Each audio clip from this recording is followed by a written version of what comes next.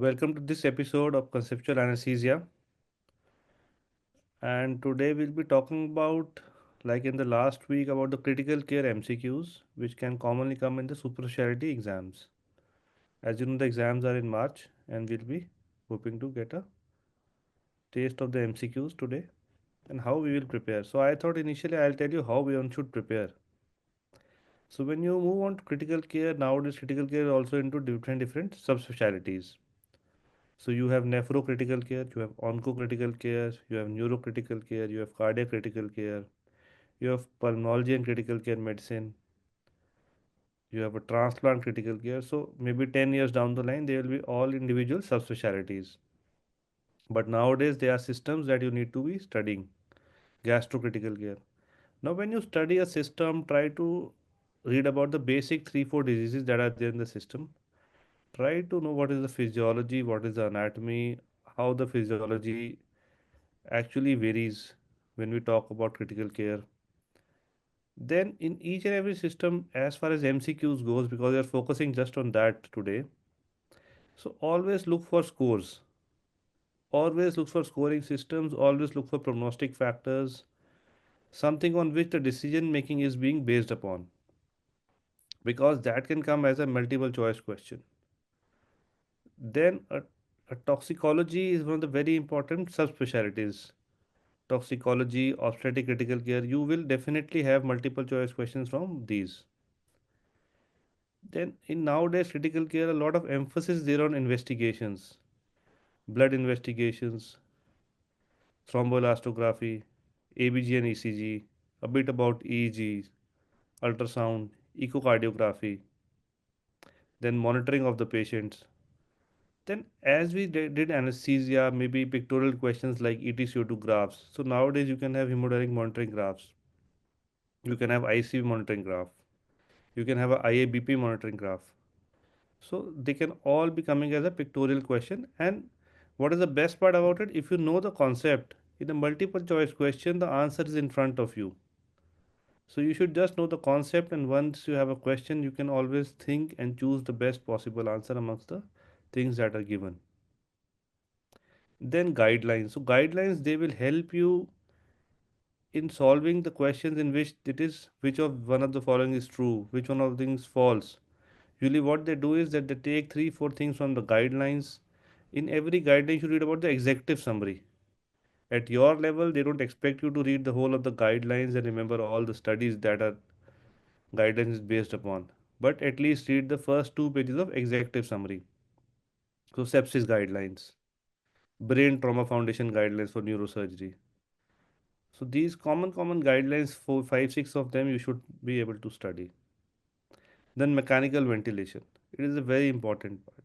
So all oxygen delivery devices leading from a simple nasal cannula to high flow nasal cannula to NIV to ventilator graphics. So they are all very important. There are the common complications in the ICU. Infection and antibiotics. They form one of the commonest complications or things that you need to discuss or find about in the ICUs. So when they formulate a multiple choice question, they take into account what is the day-to-day problems that the person is dealing with. AKI, even brain death. So these are the common things that you need to know about it. Then the recent developments. So what all have been changes that are there in the last 2 3 4 years. So maybe most from 2020 onwards, what are the changes? So 3 4 questions will be about those. Then questions by itself can be of these types. It can be one liner. So a one liner pointed question, either you know it or you don't know it. So whenever you encounter these kind of things in your when you're reading for your entrance exam, just make a point, write it on a stick on, highlight it in your books. Nowadays you read on Kindle or online, so try to highlight these points so that when you revise in the last week or so, you get to have a glance. So once you have glanced them in the last week, you'll not miss on these questions. Then is what to do next. As I told you, you need to have the concept of the things. If you know the concept, you'll be able to solve the cases that has always got 2 or 3 clues. So anything they want to make a diagnosis on or they want to ask a treatment of, they'll give you 2 or 3 clues in the question itself. Any long questions of 4 to 5 or 6 lines Remember, there will be two, three things that are pointing towards the correct answer. And you can, if you know the concept, you can solve these cases and what to do next when you read the question. And many of them can also be solved from common sense. Then again, accept and true or false. So remember these kind of words in the statements when you attempt any multiple choice question. So accept and true or false are very important so that you don't miss something that you actually know. If you avoid reading the accept at the end of the statement or true or false at the end of the statement, you'll miss out on the marks that you need to score upon. So like in the previous class, I'll be taking around 10 12 questions and we'll be discussing about them. And there'll be a mixture. So all of the followings are ECG signs of hypokalemia except. So you can write in the chat box if any of you wants to attempt it. So, so ECGs are a very important thing. If you remember 10 or 12 ECGs, that are good enough. So here the correct answer is shortened QT interval. So remember when you think about ECG changes, hyper and hyperkalemia in case of electrolyte disturbances, a bit about calcium disorders. When you think about this potassium, you should think about rhabdomyolysis. So that is how you think about, that is how a case can evolve. So serum potassium, when it has, these are the following changes are there.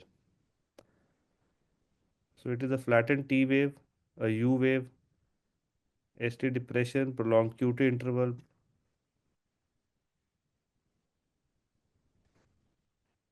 So widespread ST depression and T wave inversion, prominent U wave and a prolonged QU interval. So there is no shortened interval.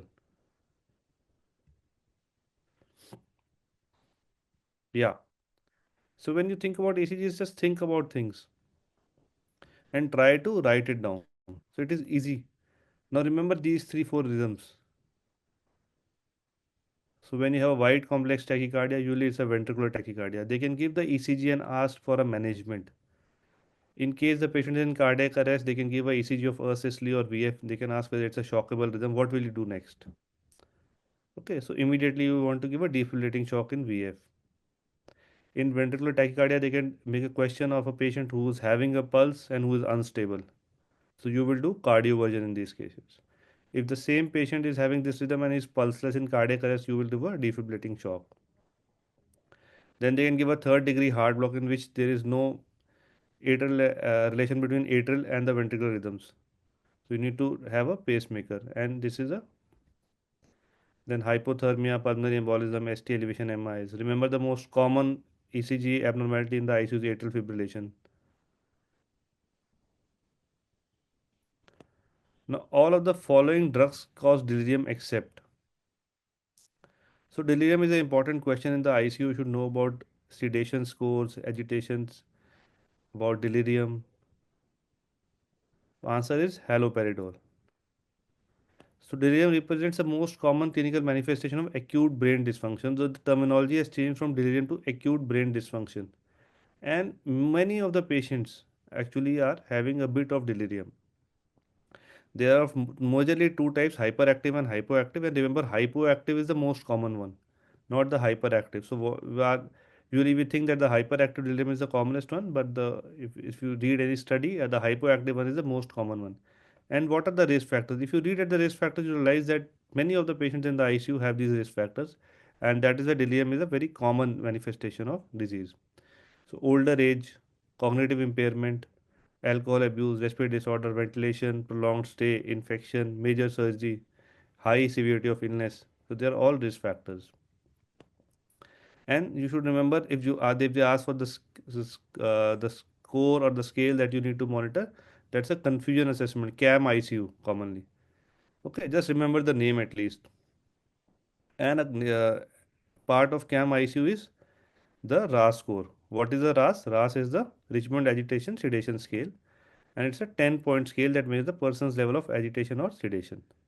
So at least these names you should be familiar with because it can be coming in the true or false statements. Then these are the medicines that can cause delirium actually. If you see, most of the medicines are there. So just think about the side steroids. You can see many of the side effects in the ICU are caused by steroids. Okay, immunosuppression